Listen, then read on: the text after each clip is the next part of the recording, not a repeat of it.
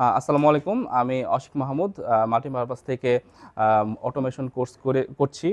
আমি আজকে যেটা বানিয়েছি সেটা হচ্ছে একটি টেম্পারেচার কন্ট্রোলার ডিভাইস। এটা হচ্ছে একটি টেম্পারেচার কন্ট্রোলার। এটা হচ্ছে আমার হিটার। তো আমি এখানে হচ্ছে সেট ভোল্টেজ দিয়ে দিয়েছি যে আমার কত টেম্পারেচার লাগবে। আর এটা হচ্ছে হিটারের কারেন্ট টেম্পারেচারটা।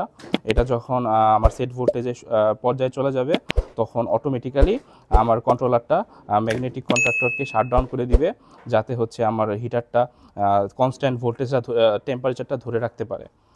যখন এগুলো হচ্ছে ইন্ডিকেটর। যখন হিটারটা অন হবে তখন হচ্ছে একটা ইন্ডিকেটর জ্বলবে, এবং হচ্ছে যখন হিটারটা অফ হয়ে যাবে তখন আরেকটি ইন্ডিকেটর দেখা যাবে। এগুলো হচ্ছে ইন্ডাস্ট্রিতে ইউজ করা হয়। বিভিন্ন ধরনের বয়লার থেকে শুরু করে বিভিন্ন ধরনের অ্যালুমিনিয়াম এবং স্টিল ফ্যাক্টরি, বিভিন্ন ধরনের ফ্যাক্টরিতে আমাদের হিটার দরকার হয়। তো ওইসব অ্যাপ্লিকেশনে আমরা এগুলো ইউজ করতে পারি। ধন্যবাদ।